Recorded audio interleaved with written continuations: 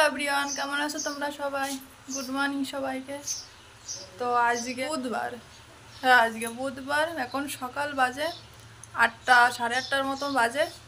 এখন জলখাবার খাওয়াবে, তো আমি বানাচ্ছিলাম। এখন মুড়ি খাচ্ছি, মুড়ি খেতে খেতে কথা বলছি।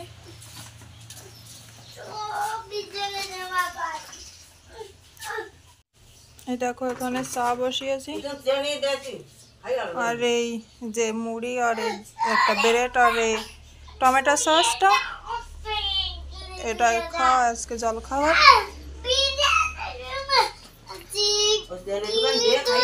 দেখো দেখো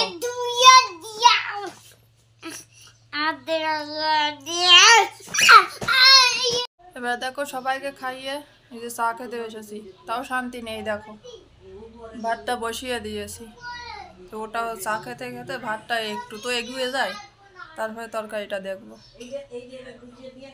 চাটা খেয়ে আবার তরকারিটা কাটতে হবে।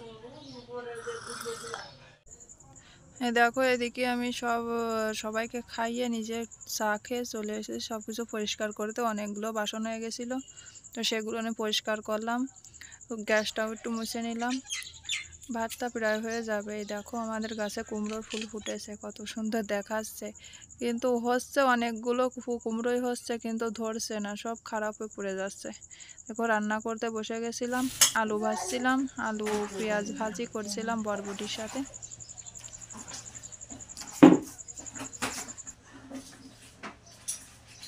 দেখো আজকে কি রান্না করবো তোমাদের তো বললামই না। তো আজকে আমি রান্না করবো, পোয়ারকে রান্না করবো। তো অনেকে ঘৃণা করে, তোমরা অনেকেই সিসি করতে পারো।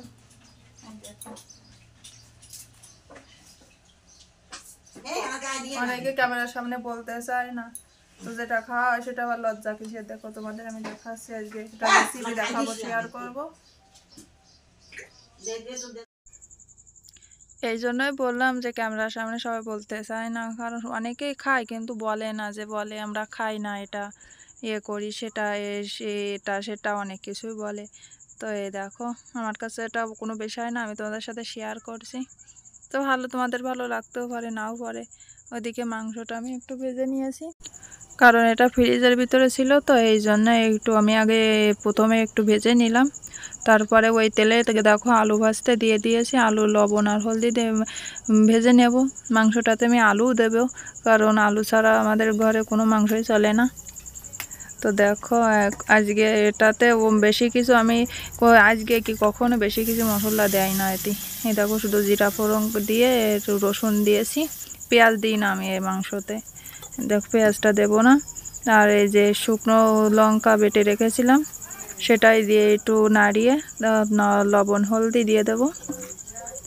লবণ হলদি দিয়ে তারপরে কটা কটা গোটা রসুন দিয়ে দেব। এই দেখো কটা গোটা রসুন দিয়েছি। এরপরে আমি মাংসটা ঢেলে দিয়ে একটু নাড়িয়ে চাড়িয়ে নিয়ে জল ঢেলে দেব। এই দেখো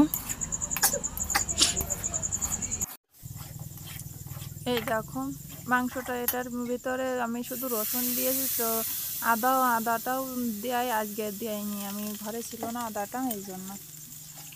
তো দেখো জলটা দিয়ে দিয়েছি। আর প্রথমে আমি মাটির চুলা হিটারে রান্না করছিলাম, এখন গ্যাসে বসিয়ে দিয়েছি, কারণ লাইটটা না চলে গেছে, অনেকক্ষণ হয়েছে কিন্তু লাইটটা আসছে না, কি করব, লেট হয়ে যাচ্ছে, তো এই জন্য গ্যাসে বসিয়ে দিয়েছি। এই দেখো জলটাও ফুটে গেছে।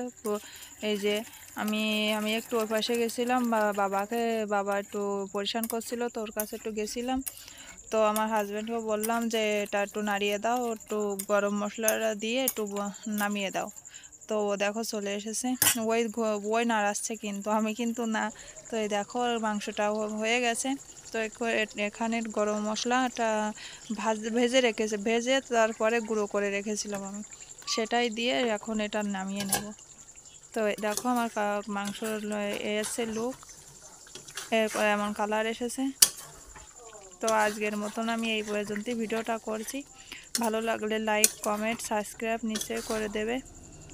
তো আজকের মতন বাই বাই।